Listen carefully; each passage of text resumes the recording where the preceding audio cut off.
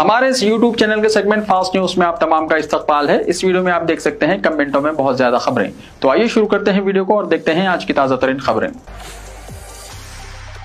वक्फ तरमीमी कानून के खिलाफ दारुस्सलाम में इंसानी सरों का समंदर। All India Muslim personal law board के ज़ेरे एहतिमाम वक्फ तरमीमी बिल के खिलाफ हफ्ते के रोज़ दारुस्सलाम हैदराबाद में एक अज़ीमुश्शान फ़क़ीहुल मिसाल एहतिजाजी जलसा मुनक़्क़िद हुआ, जिसकी सदारत बोर्ड के सदर मौलाना खालिद सैफुल्लाह रहमानी ने की। यह जलसा अपनी नवीयत का मुनफरिद और तारीख़ी था, जिसमें शहर और मुज़ाफ़ा से लाखों की तादाद में अवाम ने शिरकत की। दारुस्सलाम का वसी और वारिस ग्राउंड तक दामनी का शिकवा कर रहा था। हर तरफ नारे तकबीर अल्लाहु अकबर की सदाएँ गूंजती रहीं। जलसे में मुमताज़ उलमाए किराम, मशाइख़-ए-इज़ाम, मुख्तलिफ़ मज़हबी और समाजी तंजीमों के ज़िम्मेदारान और सियासी जमातों के कायदीन ने शिरकत की। मुक़र्ररीन ने अपने पुरअसरार खिताबात में वक्फ इमलाक को कौम की एक मुक़द्दस अमानत करार दिया और हुकूमत की जानिब से पेश करदा वक्फ तरमीमी बिल को आईनी और शरई मदाखलत करार देते हुए इसे फौरी तौर पर वापस लेने का पुरजोर मुतालबा किया। किसानों के एहतजाज की तरह वक्फ तरमीमी कानून के खिलाफ पुरअमन एहतजाज जारी रखने बैरिस्टर ओवैसी का ऐलान। ऑल इंडिया मजलिस इत्तेहादुल मुस्लिमीन के सदर और रुकन पार्लियामेंट हैदराबाद बैरिस्टर असदुद्दीन ओवैसी ने हफ्ते को दारुस्सलाम हैदराबाद में all India Muslim personal law board के ज़ेरे एहतिमाम मुनक़्क़िदा एहतजाजी जलसे से खिताब करते हुए कहा कि वक्फ तरमीमी कानून के खिलाफ एहतजाज उस वक्त तक जारी रहेगा जब तक हुकूमत इसे वापस नहीं लेती। बैरिस्टर ओवैसी ने कहा कि जिस तरह किसानों ने मुतनाज़ा ज़राई क़वानीन के खिलाफ पुरअमन एहतजाज के जरिए कामयाबी हासिल की, इसी तरह हम भी इस काले कानून के खिलाफ पुरअमन जमहूरी जिद्दोजहद जारी रखेंगे। उन्होंने हाज़रीन से सवाल किया कि आप एक तवील जमहूरी जिद्दोजहद के लिए तैयार हैं? अगर हाँ तो अहद करें कि हम इस कानून की वापसी तक एहतजाज जारी रखेंगे और पीछे नहीं हटेंगे। बैरिस्टर ओवैसी ने खबरदार किया कि वक्फ तरमीमी कानून के नतीजे में उत्तर प्रदेश में 500 वक्फ जायदादें पहले ही सरकारी मिल्कियत करार दी जा चुकी हैं। बैरिस्टर ओवैसी ने बीजेपी के उन कायदीन पर तनकीद की जो वक्फ तरमीमी कानून की मुखालिफत करने वालों को मजहबी जंग की धमकी दे रहे हैं। उन्होंने कहा कि बीजेपी खुद आइन के खिलाफ जंग छेड़ रही है। उन्होंने कहा कि बीजेपी यकसा सिविल कोड यानी यूसीसी नाफिज करके शरीयत एप्लीकेशन एक्ट को ख़त्म करना चाहती है, जो डॉक्टर बी.आर. अम्बेडकर ने आइन में शामिल किया था। बैरिस्टर ओवैसी ने कहा कि भारत की खूबसूरती नरेंद्र मोदी नहीं बल्कि भारत के लोगों की भाईचारगी, इसके मंदिर, मसाजिद और दरगाहें हैं। उन्होंने खबरदार किया कि जो लोग इन इदारों को कमज़ोर करने की कोशिश कर रहे हैं वो मुल्क को कमज़ोर कर रहे हैं। उन्होंने मुसलमानों से अपील की कि वो मुत्तहिद हों और वक्फ तरमीमी कानून के खिलाफ जिद्दोजहद करें। उन्होंने कहा कि हम सबको एक तवील जिद्दोजहद के लिए तैयार रहना होगा, बगैर खुदी के हम एक लाश से कम नहीं हैं। वक्फ तरमीमी कानून को मुकम्मल मुस्तरद कर दिए जाने तक जिद्दोजहद जारी रखने का ऐलान। दारुस्सलाम के जलसे आम से मौलाना खालिद सैफुल्लाह रहमानी का खिताब। हैदराबाद के दारुस्सलाम ग्राउंड में हफ्ते को all India Muslim personal law board के ज़ेरे एहतिमाम वक्फ तरमीमी बिल के खिलाफ एक बड़ा एहतजाजी जलसा मुनक़्क़िद हुआ। इस जलसे की सदारत बोर्ड के सदर मौलाना खालिद सैफुल्लाह रहमानी ने की, जिसमें हज़ारों अफराद ने शिरकत की। मौलाना खालिद सैफुल्लाह रहमानी ने अपने सदारती खिताब में मरकज़ी हुकूमत की जानिब से पेश करदा वक्फ तरमीमी बिल को मुकम्मल तौर पर मुस्तरद करते हुए कहा कि यह बिल मुसलमानों के मजहबी, समाजी और कानूनी हुकूक़ पर हमला है। उन्होंने कहा कि इस बिल के तहत वक्फ इमलाक की रजिस्ट्रेशन और इंतजाम में कई पेचीदा शराइत आयद की गई हैं, जिससे आम मुसलमान के लिए वक्फ करना मुश्किल हो जाएगा। उन्होंने मज़ीद कहा कि सुप्रीम कोर्ट से अभी कोई राहत नहीं मिली है, इसलिए हमें अपनी जिद्दोजहद को जारी रखना होगा। मौलाना ने पार्लियामेंट में सदर मजलिस बैरिस्टर असदुद्दीन ओवैसी और दीगर जमातों के अरकान पार्लियामेंट की जानिब से वक्फ तरमीमी बिल के खिलाफ पेश की गई नुमाइंदगी पर उनका शुक्रिया अदा किया। उन्होंने तमाम मुसलमानों से अपील की कि वो इस बिल के खिलाफ मुत्तहिद होकर जिद्दोजहद करें और हुकूमत पर दबाव डालें कि वो इस बिल को वापस ले। वक्फ तरमीमी बिल के खिलाफ मुसलमानों को मुत्तहिद होकर जिद्दोजहद करने की ज़रूरत, मौलाना जाफ़र पाशा ने कहा। मौलाना जाफ़र पाशा ने दारुस्सलाम में वक्फ तरमीमी बिल के खिलाफ मुनक़्क़िदा कुल हिंद मुस्लिम पर्सनल लॉ बोर्ड के एहतजाजी जलसे आम से खिताब करते हुए वक्फ तरमीमी बिल के खिलाफ मुसलमानों को मुत्तहिद होकर जिद्दोजहद करने की ज़रूरत पर जोर दिया।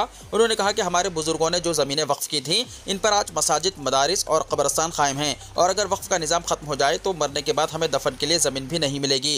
मौलाना ने इस बात पर जोर दिया कि वक्फ के बारे में मालूमात हासिल करना और इसकी अहमियत को समझना ज़रूरी है। उन्होंने जलसे में शरीक अफराद को मशवरा दिया कि वो अपने अपने इलाकों में वक्फ के ताल्लुक से शऊर बेदारी मुहिम चलाएं और मरकजी हुकूमत के मुतनाज़ा वक्फ तरमीमी बिल से अवाम को वाकिफ करवाएं। मौलाना जाफ़र पाशा ने कहा कि वक्फ जायदादें अल्लाह की अमानत हैं और इनकी हिफाजत हर मुसलमान का फ़र्ज़ है। उन्होंने इस बात पर तशवीश का इजहार किया कि मरकजी हुकूमत की जानिब से पेश करदा वक्फ तरमीमी बिल के जरिए वक्फ जायदादों पर कब्जा करने की कोशिश की जा रही है, जो कि मुसलमानों के मजहबी और समाजी हुकूक़ पर हमला है। उन्होंने कहा कि अगर यह बिल मंजूर हो जाता है तो इसके नतीजे में मुसलमानों की अरबों रुपये की जायदादें मुतासिर होंगी और मसाजिद, मदारिस और कब्रस्तानों की हैसियत खतरे में पड़ जाएगी। उन्होंने तमाम मुसलमानों से अपील की है कि वो इस बिल के खिलाफ मुत्तहिद होकर जिद्दोजहद करें और हुकूमत पर दबाव डालें कि वो इस बिल को वापस लें। मौलाना जाफ़र पाशा ने कहा कि वक्फ जायदादों की हिफाजत के लिए हमें अपनी सफ़ों में इत्तेहाद पैदा करना होगा और इस मसले पर सियासी, मजहबी और समाजी सतह पर मुश्तरका हिकमत अमली अपनानी होगी। उन्होंने कहा कि अगर हम मुत्तहिद होकर इस बिल के खिलाफ आवाज़ बुलंद करेंगे तो हुकूमत को इस बिल को वापस लेने पर मजबूर किया जा सकता है।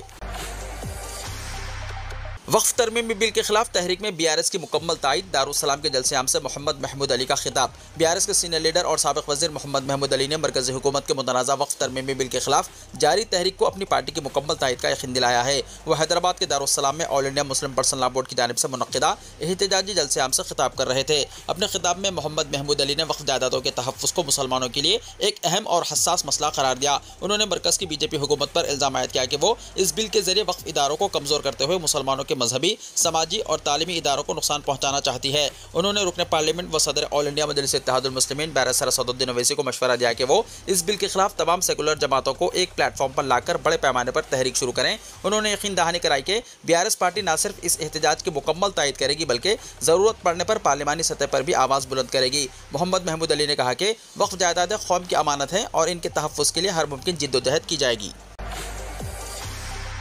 गैर मौसमी बारिश से फसलों को नुकसान। तेलंगाना भर के कई अजला में किसानों को गैर मौसमी बारिश ने परेशान कर दिया। बारिश के सबब आम और धान जैसे तैयार फसलों को शदीद नुकसान पहुंचा। गरज चमक और तेज आंधी के साथ हुई बारिश से कई देहातों में बरखी की सरबराही मुतासर हुई। किसानों का कहना है कि मेहनत से उगाई गई फसलें कटाई के मरहले में थी, मगर गैर मौसमी बारिश और तेज हवाओं ने उनकी सारी मेहनत पर पानी फेर दिया। आम के बागात में तैयार फल जमीन पर गिरकर खराब हो गए, जबकि धान की फसल पानी में बह गई या कीचड़ में दबकर बर्बाद हो गई। दही इलाकों में बरखी की बहाली में ताखिर से किसानों को मज़ीद दुश्वारियों का सामना है। किसानों ने हुकूमत से अपील की है कि वो मुतासरा फसलों का जायजा लेकर मुआवजा फराहम करे ताकि इनके नुकसान की कुछ तलाफी हो सके।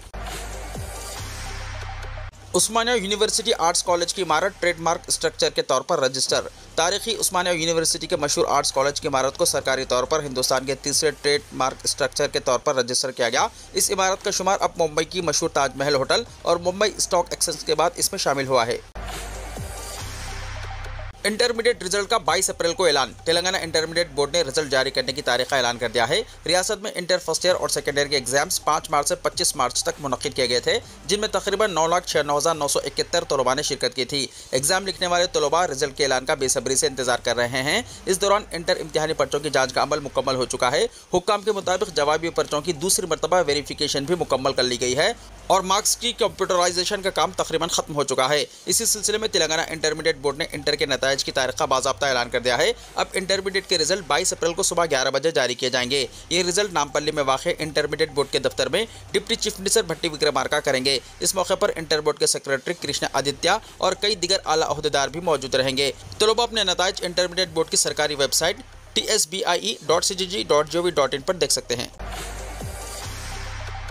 आज भी चंद अजला में बारिश का इम्कान। दारुल हुकूमत हैदराबाद के अलावा रियासत के बेशतर अजला में हफ्ते की शाम बारिश हुई। महकमे मौसमियात के इत्तलात के मुताबिक इतवार को भी रियासत के कई अजला में बारिश के इम्कानात हैं। ज़राए ने बताया कि हफ्ते की शाम अजला नलगुंडा, सूर्यापेट, महबूबाबाद, वरंगल, हनमगुंडा, रंगारेड्डी, मलकाजगिरी, विकाराबाद, संगारेड्डी, मेदक, महबूबनगर, नागर कर्नूल, वनपर्ती, नारायणपेट और हैदराबाद के बाज़ इलाकों में तेज़ हवाओं, गरज चमक के साथ बारिश हुई। इसी तरह इतवार को अजला रंगारेड्डी, हैदराबाद, मेडचल, विकाराबाद, संगारेड्डी, मेदक, महबूबनगर, नागर कर्नूल, वनपर्ती, नारायणपेट, गदवाल में तेज़ हवाओं के साथ बारिश की पेशकशी की गई है। इन अजला में येलो अलर्ट जारी किया गया है। ज़राए ने मज़ीद बताया है कि गुज़िश्ता 24 घंटों के दौरान अजला हैदराबाद, रंगारेड्डी, भुंगीर, सिद्दीपेट और जगत्याल के अलावा दीगर अजला में मौसलाधार बारिश हुई। सबसे ज़्यादा बारिश हैदराबाद के बदलागोड़ा में 8 सेंटीमीटर रिकॉर्ड की गई।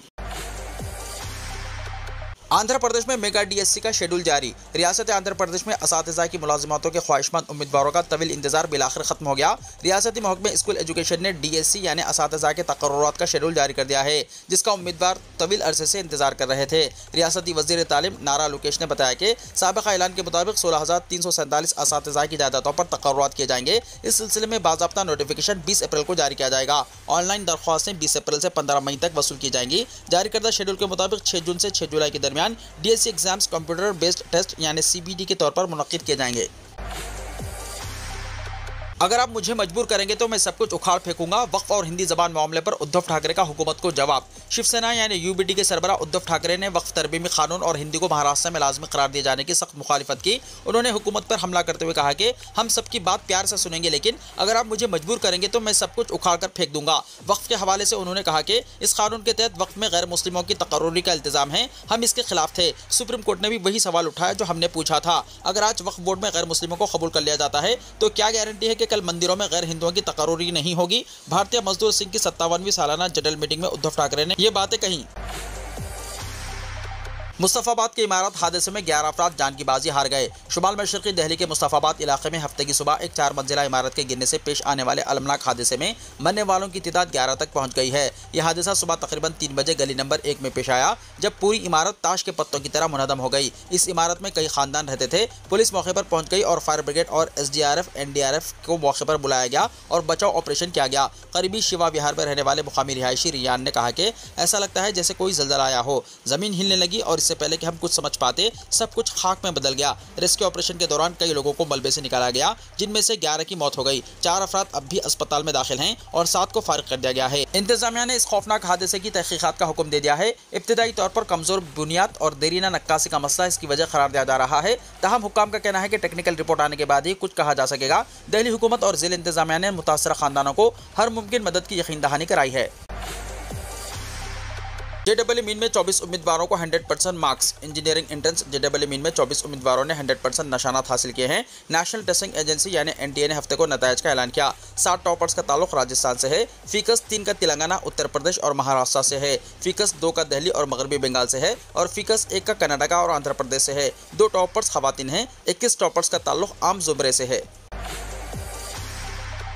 UPI लेन देन पर GST नहीं, हुकूमत का बयान। हाल ही में सोशल मीडिया और बाज़ गैर मुसद्दक़ा ज़राए से यह खबरें गर्दिश कर रही थी कि हुकूमत 2000 रुपये से ज़्यादा की UPI ट्रांजैक्शन पर GST आयद करने का इरादा रखती है। तहम मरकज़ी हुकूमत ने इन तमाम खबरों को यकसर मुस्तरद कर दिया है और वाज़े तौर पर इन्हें गलत, गुमराह कुन और बेबुनियाद करार दिया है। वज़ारत फ़ाइनेंस की जानिब से जारी करदा बयान में कहा गया है कि हुकूमत के सामने UPI लेन देन पर GST आयद करने से मुतल्लिक़ कोई तजवीज़ फ़िलहाल ज़ेर गौर नहीं। अवाम से अपील की गई है कि वो इस तरह की अफवाहों पर यकीन न करें और सिर्फ मुस्तनद और सरकारी ज़राए पर एतमाद करें।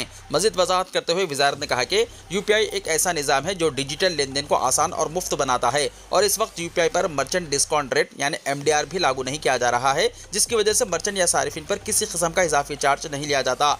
ये वजाहत इसलिए ज़रूरी थी क्योंकि अफवाहों की वजह से अवाम में बेचैनी पाई जा रही थी कि हुकूमत UPI जैसे सहल और मुफ्त निज़ाम पर भी टैक्स आयद कर सकती है, जो कि आम आदमी के लिए एक बड़ा झटका होता। लेकिन अब हुकूमत की तरदीद से वाज़ेह हो गया है कि फ़िलहाल ऐसा कोई इक़दाम ज़ेर गौर नहीं है। शहीद फ़लस्तीनी फ़ोटो जर्नलिस्ट फ़ातिमा हुसवाना की हाल ही में मंगनी हुई थी। आलमी शोहरत याफ्ता फ़लस्तीनी फ़ोटो जर्नलिस्ट फ़ातिमा हुसवाना इसराइली फ़िज़ाई हमले में अपने ख़ानदान के 9 अफराद समेत शहीद हो गई। गैर मुल्की मीडिया के मुताबिक 23 साला फ़लस्तीनी फ़ोटो जर्नलिस्ट फ़ातिमा हुसवाना ने फ्रांस के दारुल हुकूमत पेरिस में मारूफ कांस फिल्म फेस्टिवल में मुनक्किद होने वाले दस्तावेज़ी फिल्म में अहम किरदार अदा किया था। मीडिया रिपोर्ट्स के मुताबिक 4 शब्बे की सुबह शुमाली गजा में फ़ातिमा हुसवाना के घर पर फ़िज़ाई हमला हुआ था। मीडिया रिपोर्ट्स के मुताबिक इसराइली फ़िज़ाई हमले में शहीद होने वालों में फ़ातिमा हुसवाना के बहन भाई भी शामिल हैं, जिनमें से इनकी एक बहन हामिला थी। फ़ातिमा हुसवाना की हाल ही में मंगनी हुई थी और वो फ्रांसीसी सिफारत खाने के जरिए पेरिस जाने के इंतजामात कर रही थी। वीडियो को लाइक शेयर कीजिए और हमारे इस YouTube चैनल को सब्सक्राइब करते हुए इसके बेल आइकॉन को भी प्रेस कर लीजिए ताकि ऐसी ही ताज़ा तरीन खबरों का नोटिफिकेशन सबसे पहले आपको मिलता रहे।